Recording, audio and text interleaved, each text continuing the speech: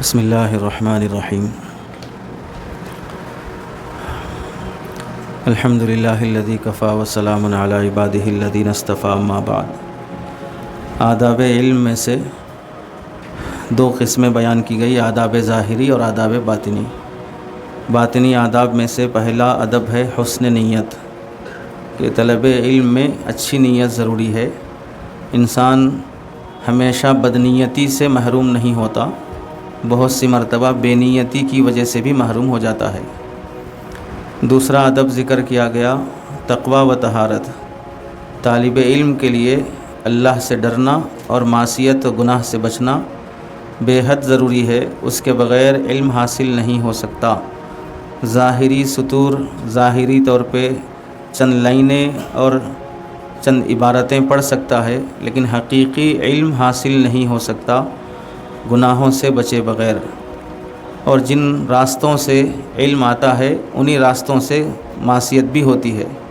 آنکھوں سے، کانوں سے، زبان سے، دماغ سے علم سیکھا جاتا ہے اور گناہ بھی انہی سے ہوتے ہیں۔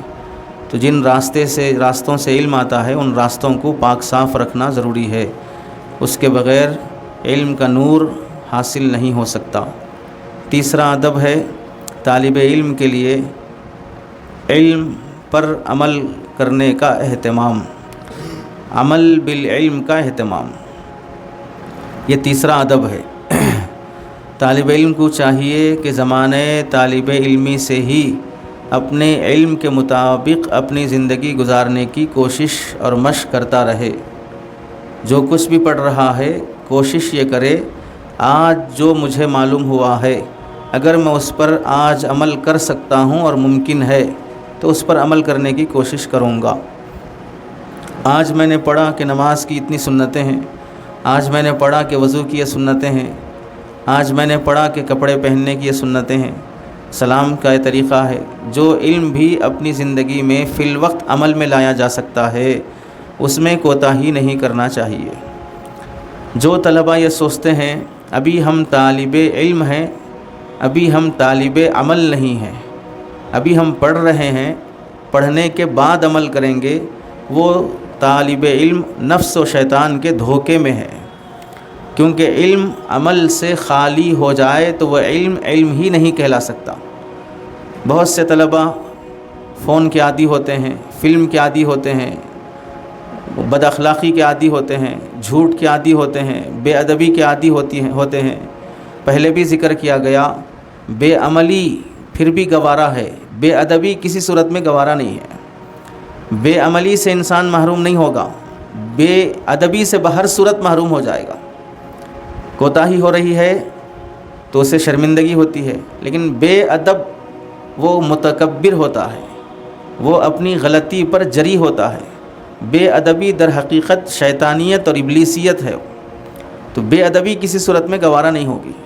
استاذ کی موجودگی میں زور سے باتیں کرنا، اپنے سے بڑے اور ذمہ دار کی موجودگی میں ان سے ہٹ کر کسی اور طرف متوجہ ہونا، تو آداب سے متعلق مستقل محاضرہ ہوا آپ کے سامنے، اساتذہ کا، درسگاہ کا، کتابوں کا، ہر چیز کے ادب سے متعلق۔ تو شیطانی دھوکہ ہے کہ ابھی ہم پڑھ رہے ہیں، ہمارے جذبات ہوتے ہیں، جوانی ہوتی ہے، خواہشات ہوتے ہیں، تو اس لیے ہم ابھی پڑھ لیں گے، فارغ ہونے کے بعد ہم عمل کریں گے۔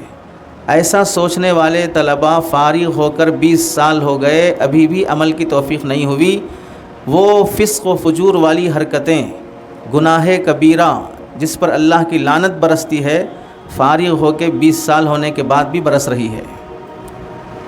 تو عمل کو موقوف رکھنا فراغت تک یہ حماقت اور نادانی ہے، کیونکہ اب جو عرصہ گزر رہا ہے وہ عرصہ حقیقی علم میں نہیں گزر رہا، چونکہ عمل کے بغیر علم کہلانے کے قابل ہی نہیں ہے۔ چند سیاہی سے لکھے گئے نقوش یاد کرنے کی کوشش کی جا رہی ہے۔ جس علم کی فضیلت احادیث میں آئی ہے وہ علم عمل سے خالی نہیں ہے۔ قرآن میں ہو، حدیث میں ہو، جو فضائل علم کے آئے ہیں اس سے وہی علم مراد ہے جو مقرون بالعمل ہو، متصل بالعمل ہو۔ عمل کے ساتھ جو علم ہوتا ہے اسی علم کو علم کہا جائے گا حقیقتاً، اور اسی علم کی قرآن اور حدیث میں فضیلت ہے۔ محض جانکاری کی فضیلت قرآن حدیث میں ذکر نہیں کی جائے گی۔ چنانچہ اس کی پہلی دلیل قرآن حدیث سے، قرآن مجید سے۔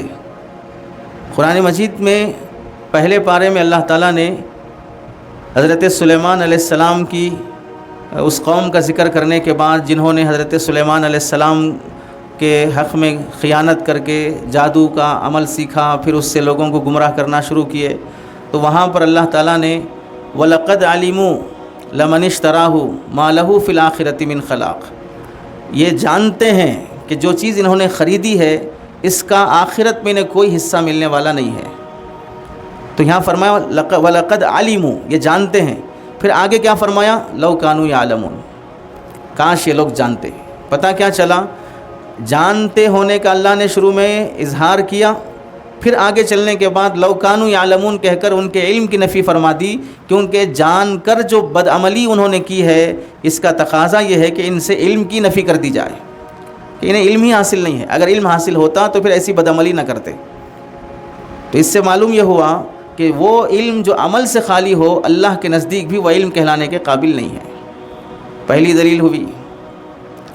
دوسری دلیل اللہ تعالیٰ نے قرآن مجید میں ذکر فرمایا فَاسْأَلُوا أَهْلَ الذِّكْرِ إِن كُنتُمْ لَا تَعْلَمُونَ، اور یہ آیت ایسی ہے کہ اجتہاد کے لیے اور تقلید کے لیے، فقہائے اربعہ کے مسالک کے صحیح ہونے کے لیے موقع سے یہی آیت استدلال میں پیش کی جاتی ہے فَاسْأَلُوا أَهْلَ الذِّكْرِ إِن كُنتُمْ لَا تَعْلَمُونَ، اگر تم نہیں جانتے ہو تو اہل علم سے پوچھو۔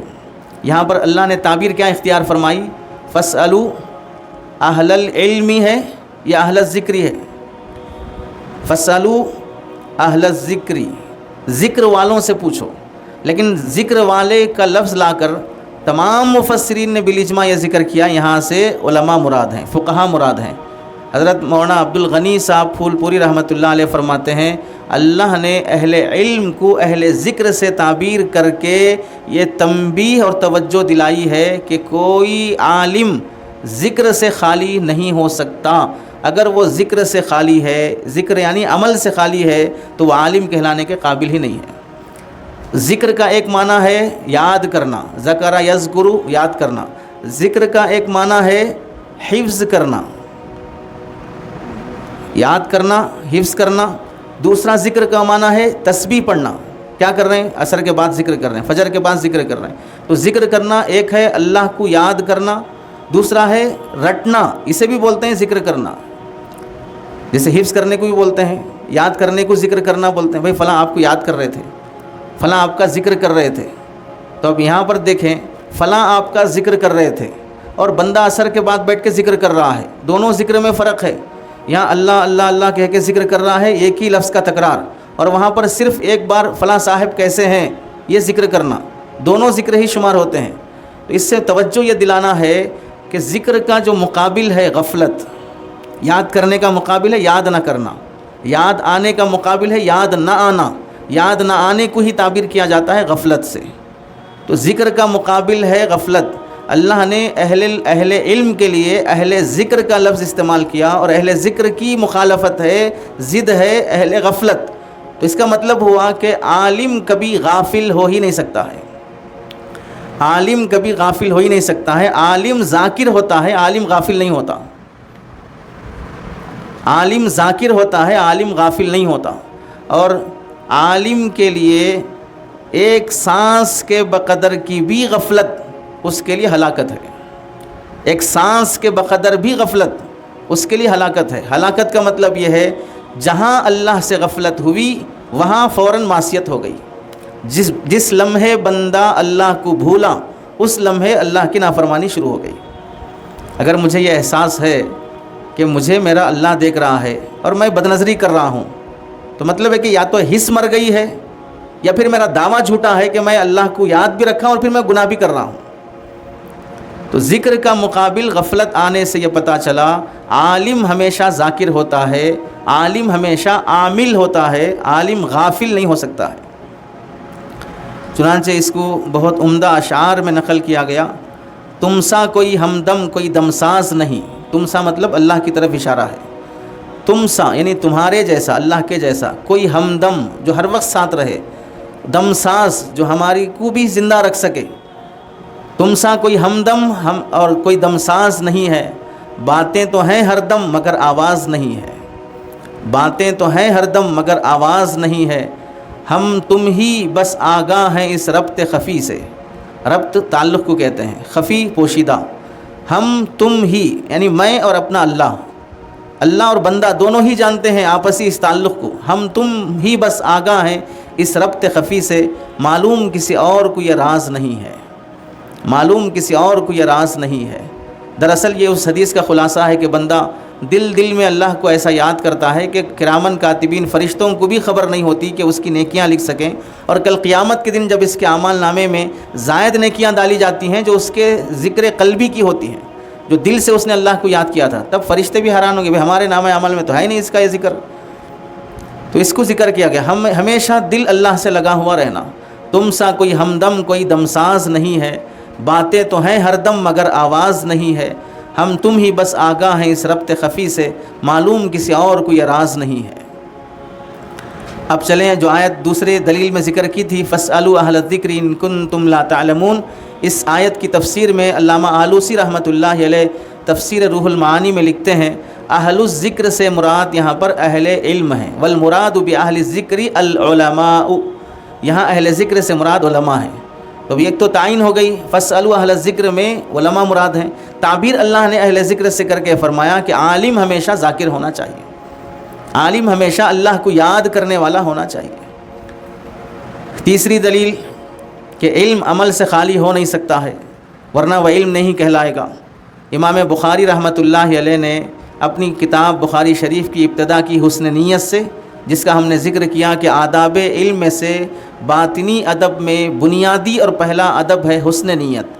اس حسن نیت والی حدیث کی ابتدا بخاری شریف کی پہلی حدیث ہے، اور بخاری شریف کی آخری جو حدیث ہے کلیمتان خفیفتان علی اللسان ثقیلتان فی المیزان سبحان اللہ و بحمدہ، کہ دو جملے ایسے ہیں بہت ہلکے ہیں زبان پر بولنے میں، بہت آسان ہوتے ہیں، اور لیکن ترازو میں جب تولے جائیں تو بہت بھاری ہوتے ہیں، اور وہ کیا ہے؟ سبحان اللہ و بحمدہ، اللہ کا ذکر کرنا۔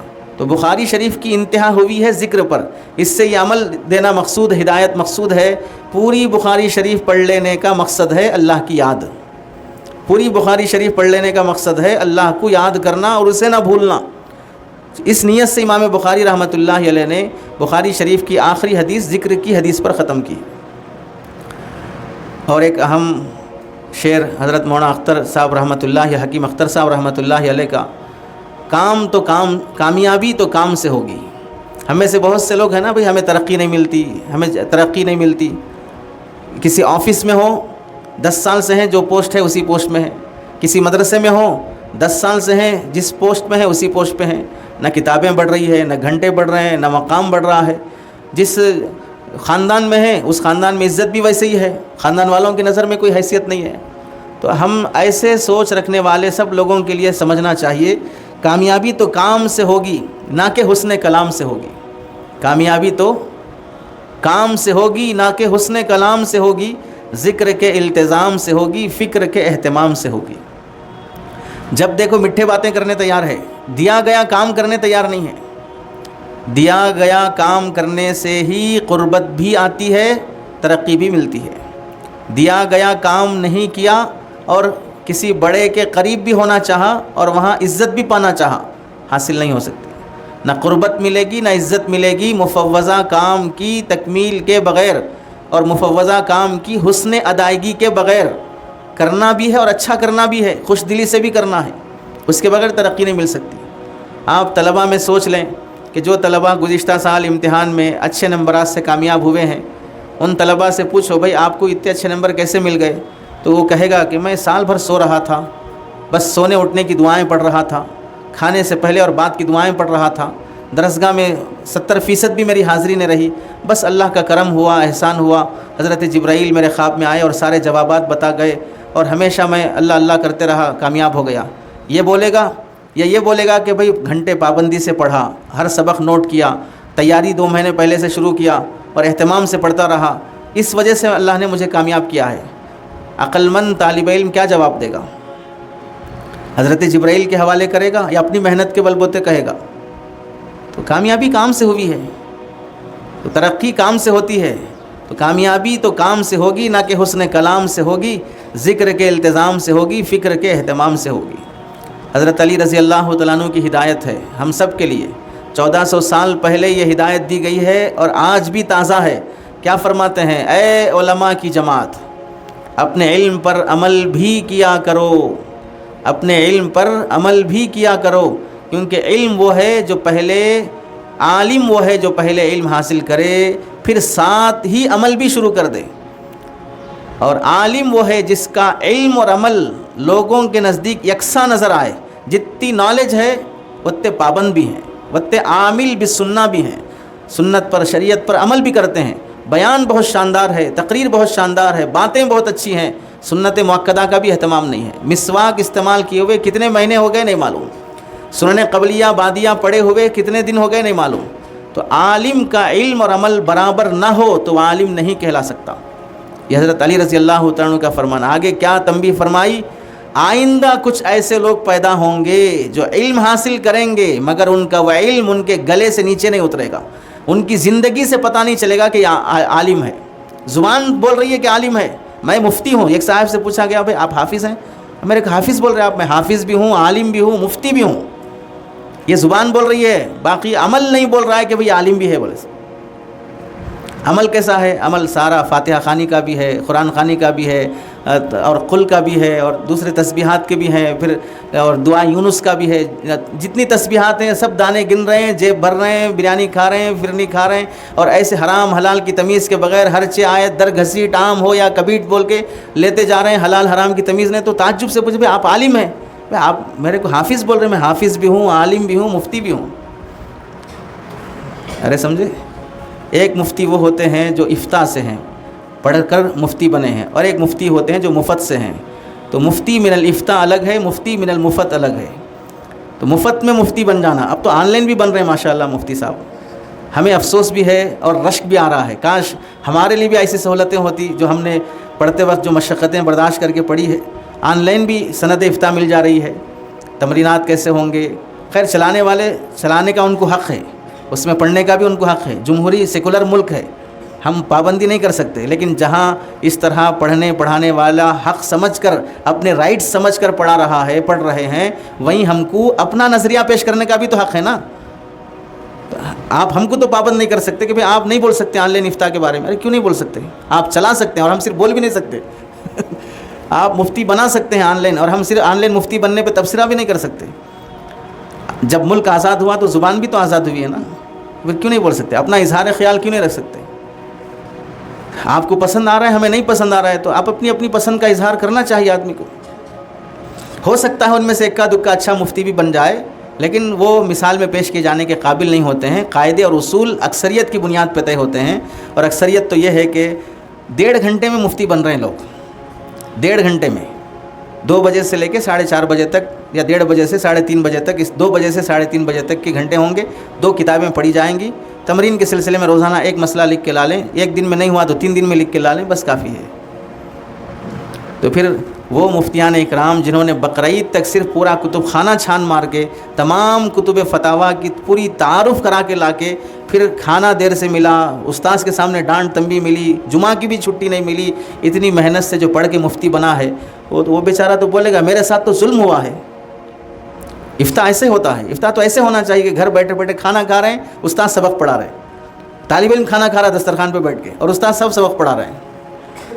عبارت پڑھو جہاں سے پڑھنا ہے وہ تو فوراً دسترخوان سے اٹھ کے جا کے کتاب لا کے بیٹھ رہا ہے۔ ہم نے پوچھا کیا کریں؟ افتاء کر رہا ہوں۔ ارے مذاق نہیں ہے افتاء کا، یہ تو پوری دنیا کے مفتی صاحبوں کا مذاق ہے۔ کچھ ایسے لوگ بھی آئیں گے جو علم حاصل کریں گے مگر ان کے گلے سے نیچے ان کا علم نہیں اترے گا، اور آگے کیا فرمایا؟ ان کے باطن ان کے ظاہر کے مخالف ہوں گے۔ دل پورا اتنا کالا ہو چکا ہے، عمر بڑھتی جا رہی ہے، بال سفید ہو رہے ہیں، دل اتنا ہی کالا ہو رہا ہے۔ سفیدی بالوں پہ آ رہی ہے اور سیاہی دل پہ چھا رہی ہے، کیونکہ باطن نہیں بنا ہے، باطن نہیں بنا ہے۔ سفیدی بالوں پہ آ رہی ہے اور سیاہی دل پہ چھا رہی ہے، اتنی ظلمت بڑھتی جا رہی ہے۔ حضرت شیخ سعدی نے فرمایا تھا 40 سال عمر عزیزت گزشت، مزاجے تو ازحال طفلی نہ گشت، ہما با ہوا و حوث ساختی، مزاجے تو ازحال طفلی نہ پرداختی۔ 40 سال ہو گئے لیکن بچکانی حرکتیں 4 سال کے بچے کی طرح کر رہے ہیں۔ خواہش نفس پوری ہونا، نفس جو جو چاہتا ہے پورا ہونا ہے، ایک خواہش بھی نفس کی ختم نہیں ہونا، اور ایک حکم خدا کا پورا اچھا نہیں ہونا، اللہ کا ایک حکم بھی پورا ادا نہیں ہونا، اور نفس کی ہر خواہش پوری ہو جانا۔ تو صحیح علم وہ ہے، نفع بخش علم وہ ہے جس میں عمل بھی ساتھ ساتھ چلے۔ اور ایک بہت گہری بات سنو، عالم تو بہت لوگ بن جاتے ہیں، ہر سال کتنے ہزار علماء ہندوستان سے فارغ ہو رہے ہوں گے، لیکن علم پختگی، علم رسوخ اور وسوخ جو پیدا ہوتا ہے اسی عالم کے اندر پیدا ہوتا ہے جو طالب علمی کے زمانے سے ہی عمل کا پابند ہو۔ ورنہ کتنے طلباء آپ کو آپ کے اساتذہ سنائیں گے بھائی ہمارے پڑھنے کے زمانے میں فلاں طالب علم تھا، ہر سال ہر امتحان میں فرسٹ آتا تھا، لیکن اب وہ کپڑے بیچ رہا ہے، لیکن اب وہ فیس بک میں ہے، جن پیاگ میں ہے، اب وہ آٹو ڈال رہا ہے، اب وہ کھیت میں کام کر رہا ہے۔ بھائی وجہ کیا ہے؟ وہ صرف نقوش جان رہا تھا، کالی سیاہی سے لکھی ہوئی عبارتیں جان رہا تھا، عمل نہیں تھا زندگی میں، تو پھر خدمت دین سے بھی محروم ہو گیا۔ تو علم وسوخ اور گہرائی جو پیدا ہوتی ہے طالب علمی کے زمانے سے ہی عمل بالعلم سے پیدا ہوتی ہے۔ صحابہ اکرام کی مثال، ان کی زندگی میں صحابہ اکرام پوری امت کے لیے نمونہ ہیں، اپنی بصیرت کی وجہ سے بھی، اپنی وسعت فہم کی وجہ سے بھی، اور ان کی حقائق کے انکشاف کی وجہ سے بھی، جتنا انہوں نے حقیقتوں کو سمجھا تھا اس لحاظ سے بھی، اور اپنے علم کی پختگی اور وسوخ کے لحاظ سے بھی صحابہ ساری امت کے لیے نمونہ ہیں۔ اس کی وجہ کیا ہے؟ صحابہ کے حصول علم کا طریقہ یہی تھا کہ جیسے علم حاصل ہوتے جاتا، تھوڑا تھوڑا کر کے علم حاصل کرتے، اس تھوڑے تھوڑے علم پر عملی مشق بھی ہوتی جاتی، تھوڑے تھوڑے علم پر عملی مشق بھی ہوتی جاتی۔ چنانچہ حدیث میں ہے حدثنا من كان يقرئنا من اصحاب النبي صلی اللہ علیہ وسلم انهم كانوا ياخذون منه 10 آيات ولا ياخذون في العشر الاخرى حتى يعملون ما شفي هذه من العلم والعمل قال فتعلمنا العلم والعمل۔ کیا فرماتے ہیں نبی کریم صلی اللہ علیہ وسلم کے جو صحابہ ہم کو پڑھاتے تھے، ان صحابہ نے ہم سے بیان کیا ہے کہ صحابہ کا طرز تعلیم سیکھنے کا یہ تھا کہ وہ حضور صلی اللہ علیہ وسلم سے 10 آیتیں سیکھتے تھے، پھر جب تک یہ نہ سیکھ لیتے تھے، ان 10 آیتوں پر عمل نہ کر لیتے تھے، ان 10 آیتوں کی طرف توجہ نہ دیتے جو اس کے بعد کی آیتیں ہیں، بعد کی 10 آیتوں کی طرف توجہ نہ ہوتی جب تک ان 10 آیتوں پر علم اور عمل کی کیفیت اور اس کی مقدار کو نہ جان لیتے۔ ان 10 آیتوں کو میں نے پڑھا ہے، عمل اس پر کتنا ہے یہ جب تک نہیں جان لیتے دوسری 10 آیات کی طرف نہیں جاتے۔ یعنی مطلب کیا ہوا؟ راوی یہ کہنا چاہتے ہیں صحابہ کا علم اور عمل دونوں ساتھ ساتھ چلتے تھے۔ عمل کے بغیر علم فائدہ بھی نہیں دے گا، عمل کے بغیر علم فائدہ بھی نہیں دے گا۔ چنانچہ حدیث میں کیا دعا سکھائی گئی؟ اللہم انی اسألک علما نافعا، اے اللہ نفع دینے والا علم تجھ سے مانگتا ہوں، اور نفع دینے والا علم وہی ہے جو عالم کو عمل پر لا دے۔ جو علم عالم کو عمل پر نہ لائے وہ علم خود اس کو نفع نہیں پہنچا رہا ہے، تو پھر دوسروں کو کیا نفع پہنچائے گا؟ چنانچہ آپ دیکھیں قرآن مجید میں اللہ تعالیٰ فرماتے ہیں قل هل يستوي الذين يعلمون والذين لا يعلمون۔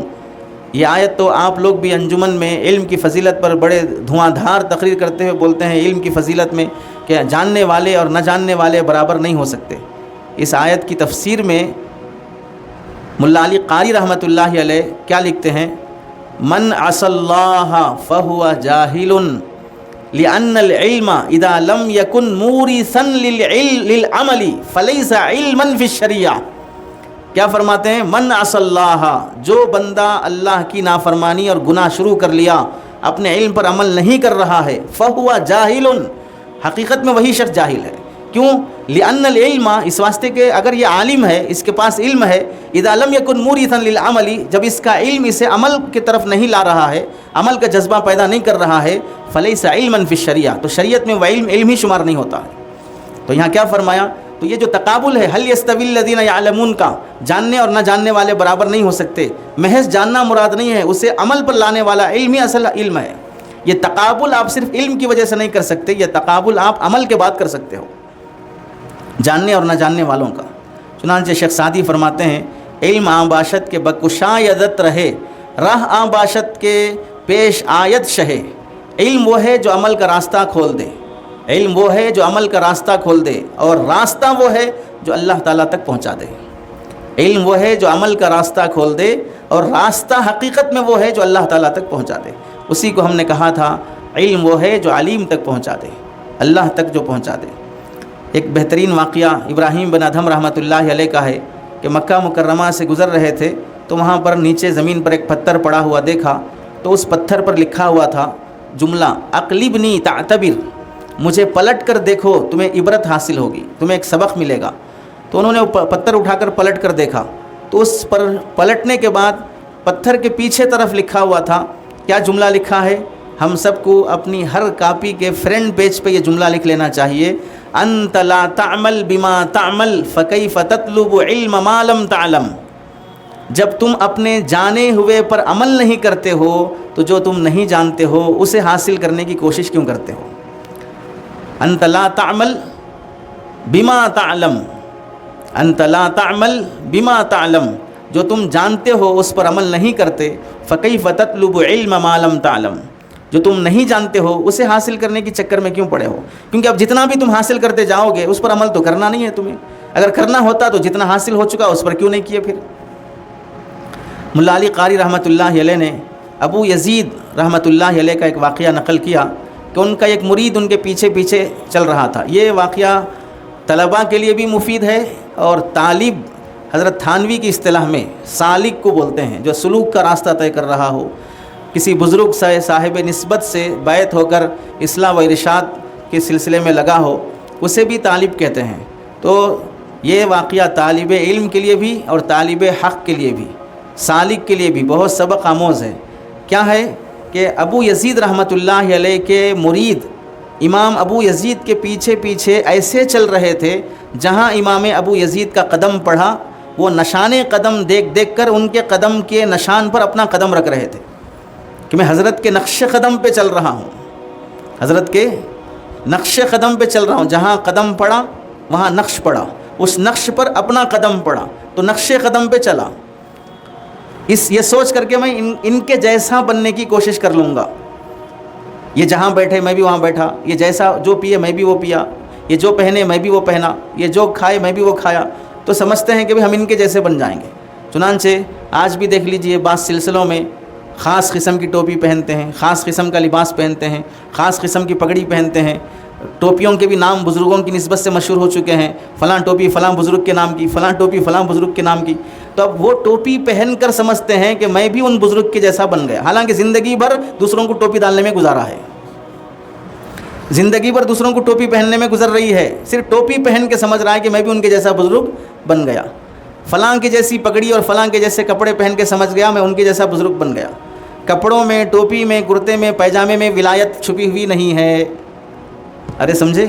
کپڑوں میں، ٹوپی میں، کرتے میں، پیجامے میں ولایت چھپی ہوئی نہیں ہے۔ ان کے جیسا پیجامہ پہن لیا میں بھی بایزید بستامی بن گیا، ایسا نہیں ہوگا۔ ان چیزوں میں چھپی ہوئی نہیں ہے۔ میں حضرت پیر صاحب جیسے کپڑے پہن لیا، ان کے جیسی پگڑی باندھ لیا، ان کے جیسی پہن لیا، یا حضرت مولانا فلاں حضرت جی کی جیسی ٹوپی پہن لیا، ان کے جیسا ولی اور بزرگ بن گیا۔ حضرت جی یا پیر جی کے جیسے کپڑے، ٹوپی، پیجامہ پہننے سے ولایت حاصل نہیں ہوگی، ولایت تو عمل سے حاصل ہوگی، ولایت تو عمل سے حاصل ہوگی۔ کیا فرماتے ہیں؟ کتنی بڑی تنبیہ ہے۔ جب امام ابو یزید رحمۃ اللہ علیہ نے پیچھے مڑ کے دیکھا کہ مرید نقش قدم کو فالو کر رہا ہے تو کیا فرمایا؟ واللہ واللہ لو سلخت جلد ابی یزید ولبستہ لم تنل مثقال خردل من مقاماتی ما لم تعمل عملہ۔ سنو، بخدا اللہ کی قسم، دو بار بول رہے ہیں، بخدا اللہ کی قسم، اگر تم میرے اپنا نام لے کے بول رہے ہیں، ابو یزید کے جسم کی چمڑی نکال کر تم پہن لو گے تم بھی، تب بھی تم ابو یزید کے اللہ کے نزدیک جو مقامات ہیں ان میں سے ایک مقام کے رائی کے برابر کو بھی نہیں پہنچ سکتے جب تک کہ اپنے علم پر عمل نہیں کرو گے۔ یہاں تو بزرگ اپنے جسم کی چمڑی پہن لینے پر بھی ولایت کی نفی کر رہے ہیں، تو ٹیلر سے کپڑے سلا کے پہننے سے سمجھ رہے ولی ہو گئے، دکان سے ٹوپی خرید کے سمجھنے سے ولی ہو گئے۔ بزرگ کی چمڑی بھی پہن لو گے تب بھی ولایت نصیب نہیں ہوگی جب تک کہ عمل نہیں کرو گے۔ مقصود عمل ہے اللہ کے نزدیک، مقصود بزرگوں کے جیسی نقالی کرنا نہیں ہے۔ بہت سے لوگ رومال ایسے ڈالتے جیسے کوئی خاص بزرگ ڈال رہے ہوں، ٹوپی بھی ویسے 300 روپے کی ٹوپی، کیوں؟ فلاں حضرت جی کی ٹوپی ہے۔ ارے زندگی بھر تو لاکھوں روپے کی ٹوپی پہنایا دوسرے کو، اب اس سے کون سی ولایت حاصل ہو جائے گی؟ پگڑی پہنا ہے، کرتے پیجامے ویسے پہن رہے ہیں، تو یہ چیزیں بظاہر اچھی ہیں لیکن یہ مقصود نہیں ہے۔ یعنی اس کا مطلب یہ نہیں کہ ہم ٹوپی کی نفی کر دیں، اب ٹوپی نہیں پہننا کیا، آپ کرتے پیجامے نہیں پہننا کیا، آپ پگڑی نہیں باندھنا کیا، آپ اس کی نفی نہیں کر رہے ہیں، یہ مقصود نہیں ہے۔ ولایت اس سے حاصل نہیں ہوگی، بزرگی اس سے حاصل نہیں ہوگی۔ اور لوگ سمجھتے ہیں بزرگی اس سے میں اپنے بزرگ کا جھوٹا پی لیا، ان کا بچا ہوا کھا لیا، میں ان کے جوتے سیدھے کر لیا، باقی عمل میں کوتاہی کتنی بھی کر لو کامیاب ہو جاؤں گا، ایسا سمجھتے ہیں۔ اس کے بعد پھر فرمانے لگے سمجھاتے ہوئے، ما بال نفسک ان ترضی تدنسھا وصوب جسمک مغسول من الدنس ترجو النجاة ولم تسلک مسالکھا ان السفینۃ لا تجری علی الیبس۔ کیا بہترین مثال دی ہے۔ ما بال نفسک، تمہارا حال کیا ہو گیا ہے، ان ترضی تدنسھا، کہ تم اپنے دل کو ہمیشہ گندا رکھنا ہی پسند کرتے ہو، اپنے دل کو ہمیشہ گندا رکھنا ہی پسند کرتے ہو۔ کسی مول صاحب کو دیکھے اچھی سوچ پیدا نہیں ہو رہی ہے، کسی بچے کو دیکھے اچھی سوچ پیدا نہیں ہو رہی ہے، کوئی اپنے غیر متعلق چیز کو دیکھے ایسا کیوں کر رہے ہیں، یہ ایسا کیوں ہو رہا ہے، میرے ساتھ ایسا کیوں ہو رہا ہے، اس کو ایسا کیوں مل جا رہا ہے، دل میں ہمیشہ گندی چیزیں ہی آ رہی ہیں اور ہمیشہ دل گندا رہ رہا ہے، اور تم اس پہ راضی بھی ہو، اس دل میں پیدا ہونے والے گندے خیالات کو دور کرنا بھی نہیں چاہ رہے ہو، دل ہمیشہ ناپاک رہ رہا ہے اور ناپاکی پہ راضی بھی رہ رہے ہو۔ تعجب کی بات ہے تم پر، کوئی چھوٹا پیشاب پیخانہ کرنے والا بچہ ہمیشہ اپنے جسم کی گندگی برداشت نہیں کرتا کہ ہمیشہ اس کے جسم میں پیشاب اور پیخانے کی بدبو آتی رہے، لیکن عجیب بات ہے کہ تمہارے دل سے ہمیشہ غلاظت کی بو آتی ہے اور اس پہ راضی بھی ہو تم۔ پھر کہنے لگے، اور جب کہ تمہارا بدن میل کچیل سے پاک اور صاف ہے، کپڑے پاک ہیں، صاف ہے، چہرہ پاک صاف ہے، لیکن دل گندا ہے۔ اور آگے کیا کہا، ترجن نجاتا، تم چاہتے ہو کہ کامیاب ہو جاؤ، پاس ہو جاؤ، اللہ کے نزدیک مقام بنا لو، ولم تسلک مسالکھا، لیکن نجات کے راستے اختیار نہیں کرتے ہو، جس راستے سے نجات ملتی ہے وہ راستے پہ نہیں چلتے ہو۔ سنو، ان السفینۃ لا تجری علی الیبس، کشتیاں پانی میں چلتی ہیں، خشکی میں نہیں چلتی ہیں، کشتیاں پانی میں چلتی ہیں، خشکی میں نہیں چلتی ہیں۔ ایسے ہی بندہ کامیابی کے راستے پہ چلنے سے ہوتا ہے، ناکامی کے راستے پہ چلنے سے کامیاب نہیں ہوتا ہے۔ تو کشتی ہماری بھی پار لگنے کے لیے عمل کا پانی زندگی میں ہونا ضروری ہے۔ حضرت سفیان ثوری رحمۃ اللہ علیہ فرماتے ہیں، علم جب آتا ہے انسان کی زندگی میں تو وہ عمل کو پکارتا ہے۔ پکارنے کا مطلب، تم اول میں ہو، اول سے دوم میں آئے، دوم سے سوم میں آئے، سوم سے چہارم میں آئے، چہارم سے پنجم میں آئے، تو ہر سال کا علم کا اضافہ تمہیں دعوت دیتا ہے کہ تم یہ جانتے ہو، اس پر عمل کرو۔ علم تمہیں پکارتا ہے اندر سے، اگر تم اس علم کی پکار کو سن کر عمل کرنا شروع کر لیتے ہو تو پھر وہ علم تمہارے پاس رہتا ہے، کیونکہ تم نے اس کی پکار سنی ہے اور اس کی پکار سن کر اس پر عمل کرنے کی کوشش کی ہے، اور جب وہ پکارے اور تم اسے جواب نہ دیے اور عمل نہیں کیے تو وہ علم بھی پکار کے اس کے بعد تمہارے پاس سے بھی چلا جاتا ہے۔ چنانچہ اس کی مثال دیکھو، آپ میں سے کتنے بچے ہیں جو حفظ کر کے آئے ہیں؟ حفظ کے زمانے سے ہی آپ لوگوں کو اسماء حسنہ یاد دلاتے ہیں، حفظ کے زمانے میں آپ لوگوں کو تمام دعائیں یاد دلاتے ہیں، حفظ کے زمانے میں 40 حدیثیں یاد دلاتے ہیں۔ اب اگر کھڑا کر کے پوچھا جائے اسماء حسنہ سناؤ، اب پوچھا جائے فلاں اوقات کی دعائیں سناؤ، فلاں 40 حدیثیں سناؤ، یاد نہیں ہوگا۔ کیوں یاد نہیں ہوگا؟ اگر ان یاد کیے ہوئے کو موقع بموقع پڑھتے رہتے، کھانے کی دعا کیا ہے، سفر کی دعا کیا ہے، بیت الخلاء کی کیا ہے، کپڑوں کی کیا ہے، ہر موقع کی دعائیں اپنے عمل میں رہتی تو پھر وہ یاد رہتی۔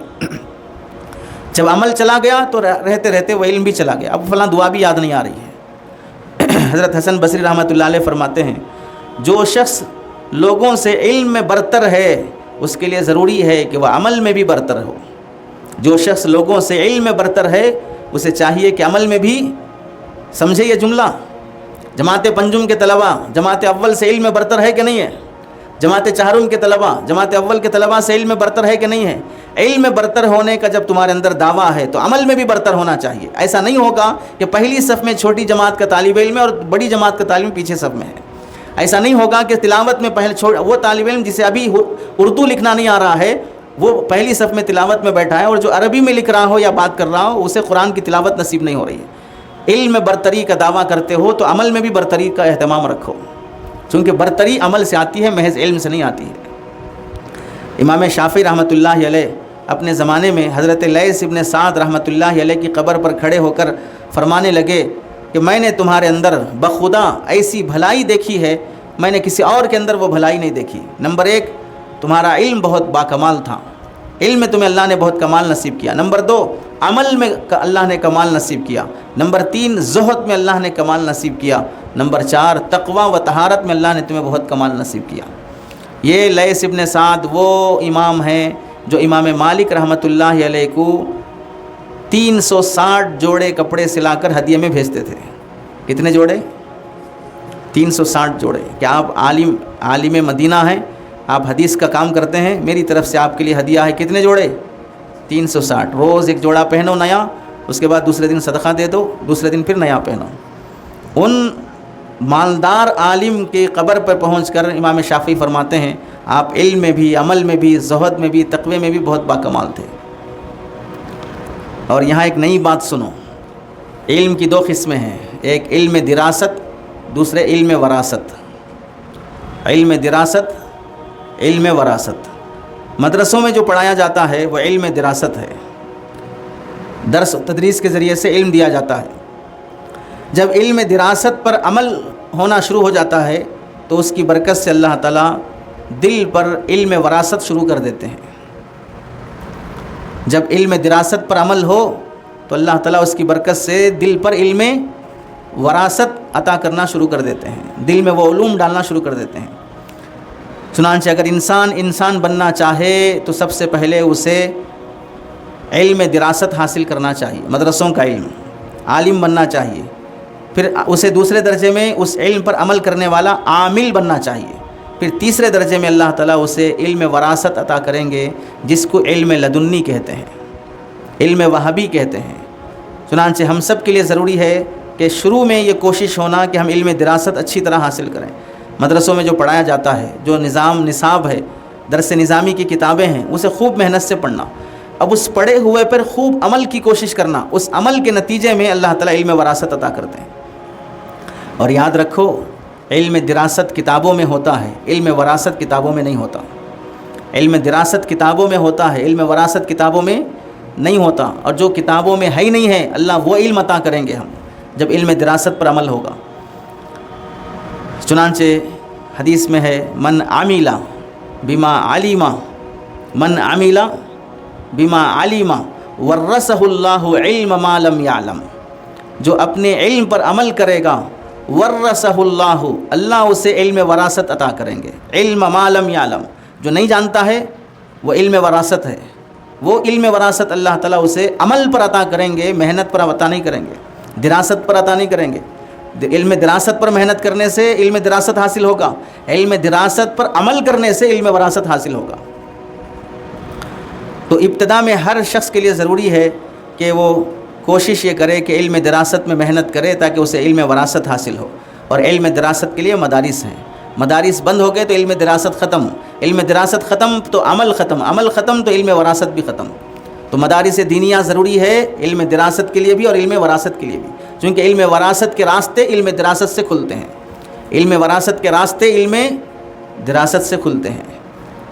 چنانچہ اس علم وراثت کی ایک مثال حضرت اشرف علی تھانوی رحمۃ اللہ علیہ فرماتے ہیں، اللہ والوں کو اللہ تعالیٰ جو علم عطا کرتے ہیں وہ علم وراثت ہے، اسی کو علم وہابی بولتے ہیں، علم لدنی کہتے ہیں، اسی کو علم وراثت بھی کہتے ہیں۔ وہ مستقل مدرسوں میں پڑھ کر عالم حافظ مفتی نہیں بنتے ہیں، لیکن وہ جو بولتے ہیں پڑھا لکھا آدمی بہر صورت ماننا پڑے گا کہ صحیح بول رہے ہیں، صحیح بول رہے ہیں۔ پڑھا لکھا آدمی مقدمات جوڑ کر، صغرا کبرا جوڑ کر، کتاب کا حوالہ پیش کر کے، عبارت پیش کر کے کسی نتیجے پہ پہنچتا ہے کہ صحیح ہے کہ غلط ہے۔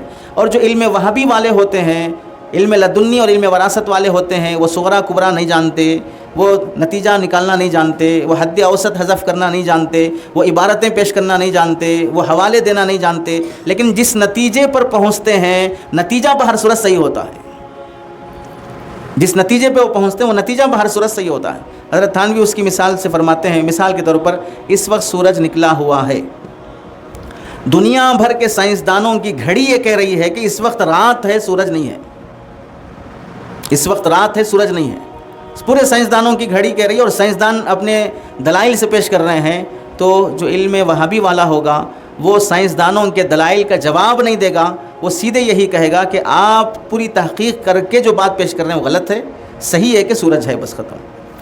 اس سے پوچھا جائے سورج ہونے کی دلیل کیا ہے، بس دلیل کچھ بھی نہیں ہے، مجھے یہ سمجھ میں آ رہا ہے کہ سورج ہے، بس ختم۔ وہ دلیل نہیں پیش کرے گا، نتیجہ پیش کرے گا کہ صحیح ہے کہ غلط ہے۔ تو علم وراثت جو حاصل ہوتا ہے وہ علم دراست پر عمل کرنے سے حاصل ہوتا ہے۔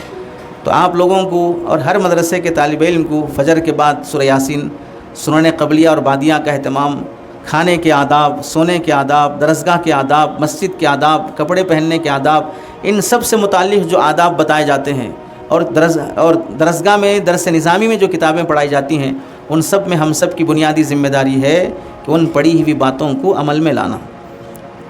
معلوم نہیں ہے کہ بد نظری کرنا حرام ہے کہ نہیں ہے، معلوم ہے کہ نہیں ہے، معلوم نہیں کہ جھوٹ بولنا حرام ہے، معلوم نہیں ہے کہ آداب کی خلاف ورزی کرنا گناہ ہے، معلوم نہیں ہے کہ غیبت کرنا گناہ اور حرام ہے، معلوم نہیں ہے کہ عیب کسی کے تلاش کرنا گناہ، حرام اور ناجائز ہے، سب چیزیں معلوم ہیں۔